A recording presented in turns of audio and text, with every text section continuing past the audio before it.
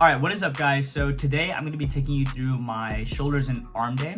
So this is definitely one of my favorite parts of my split because in the past I was doing push-pull legs and my arms definitely felt neglected. So after adding this in, I noticed that my arms growth was a lot better, as well as my pumps in the gym for arms and shoulders were just significantly better. So I'm going to be taking you through the workout and I'll just be explaining what I do for each exercise. For exercise number 1, I'm doing the Smith machine shoulder press. So I really like this variation of shoulder press because I can load up the weight pretty heavily and fail safely. I've also done other variations like standing OHP, dumbbell shoulder press, and even some cable movements, but this definitely feels the best for me and is also one of the safest options in my opinion. And I definitely can't recommend more to take care of your shoulder joints because if you mess them up, it's really going to hinder your upper body movements and it takes a lot of time to fix. So definitely take it easy on this. So for this movement, I do 3 sets of 8 to 10 reps, and I try to go as low as possible, as much as it feels comfortable, and ensure I get the full stretch. For the next exercise, I'm doing cable bicep curls. For these, I always start with my left arm because I have a slight imbalance between my left and right arm strength, and I want to make sure my left can catch up to the right. But anyways, I do 3 sets, and I aim for 12 to 15 reps. I try to switch to other bicep movements every now and then, like dumbbell curls or barbell curls, but I just try to stick to the cable variation because I get a good stretch for every rep and I get constant tension throughout the entire set, which I really like. So if you're feeling stuck with your biceps growth right now and you want to try something new, I highly recommend giving this a try. It's definitely worked wonders in terms of bicep growth for me, and I'm definitely going to continue doing them into the future. I know a lot of people like to do a lot of different bicep variations, but drop in the comments what are some of your guys' favorite variations to do.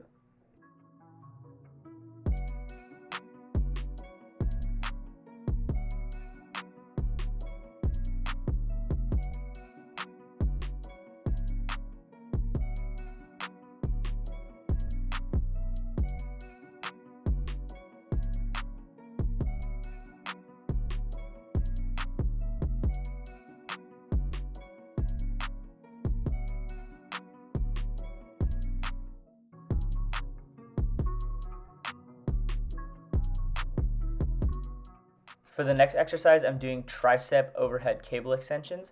This is my bread and butter tricep movement and has become one of my all-time favorites. Any movement where you're extending your arms overhead will target the long head of your tricep, which is the meaty part on the back of your arm. And I've always had really skinny arms growing up, so targeting the long head has put a lot of size onto my arms. So now when I wear t-shirts, the sleeves look a lot more filled out, which is something I've always wanted my entire life. Also, the cable variation is really safe. You get a lot of tension with it and you get to hit the long head extremely hard. So I highly recommend doing the cable variation. I know some people like to do skull crushers because they can go a little bit heavier, but I guess you can pick whichever is your favorite. But I personally like the cable because it's safe and it has good tension. Next up is lateral raises. So for this, I do 4 to 5 sets of 15 to 20 reps. Lateral raises are essential for building that wider look, and although they're pretty tiring, the pump you get is definitely one of the best feelings ever. You look extremely massive, so I think it's essential for any arm and shoulder workout. But for these, I try to go as controlled as I can, making sure I'm not swinging the weight up and down. And a tip for this movement is to move your arms up more in a Y formation and not swing them up right by your sides. This will ensure you're putting more tension on the medial head of your delts and getting a really good contraction. Next is the dumbbell hammer curl.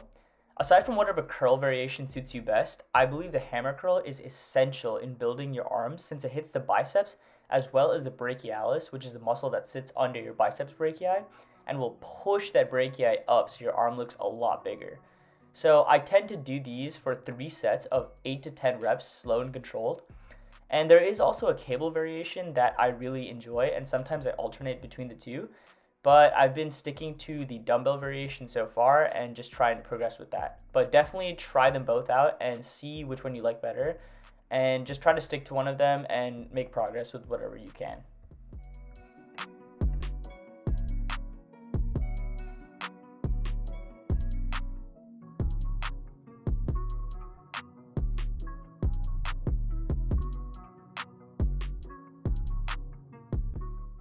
All right, so for the next movement, we're doing this tricep pushdown machine.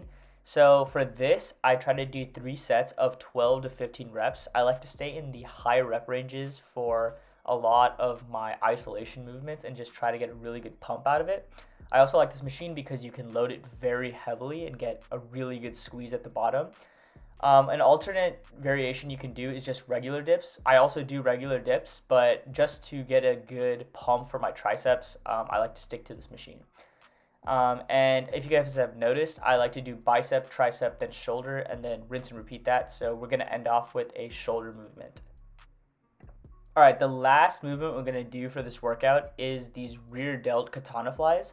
So I would highly recommend everybody put a rear delt exercise into your shoulder and arm day. I can't stress enough how important it is to train your rear delts. I feel like a lot of my shoulder injuries in the past have resulted from just having weak rear delts, so now I try to make it a priority of mine. So for this, I also keep it in the same rep range as lateral raises. I do around 3 sets of 15 to 20 reps and just try to get a good squeeze as you pull back and just hit the rear delt as hard as possible. But I highly recommend you guys throw this into your workouts. If not on arm day, then throw it out on some other day and just try to make sure you keep them strong. Now for my favorite part of the workout, the cardio. No, I'm completely joking. I really don't like doing the cardio, but I'm on a cut right now, so I have to be in a calorie deficit. Therefore, I have to do the cardio. But how I do it is I like to do it on the bike because I feel like it's the least painful for me. And I do cardio by tracking how many calories I've burned instead of checking my heart rate or the distance. I find that it's just a much easier goal for me to hit. And then once I hit the calories, I can get out of there. But definitely make sure to do your cardio, even if it's for a little bit. It's really good for your cardiovascular health and it will help you in the long term. All right, so after I do some cardio, I like to do a little bit of posing just to see how the pump is looking, see what I can work on, as well as just document my progress. I think documenting your progress, even on a daily basis, is really cool because you can see how your body is transforming over the course of weeks or months. And sometimes looking at yourself day to day, it doesn't look really different, but just keeping track, keeping all these videos and pictures will allow you to look back and see how much progress you've really made. But after I do a little bit of posing, I hit the sauna for maybe 5 to 10 minutes, and then I head home after that. But thanks so much for watching the video today. Leave a comment, and I'll see you guys next time.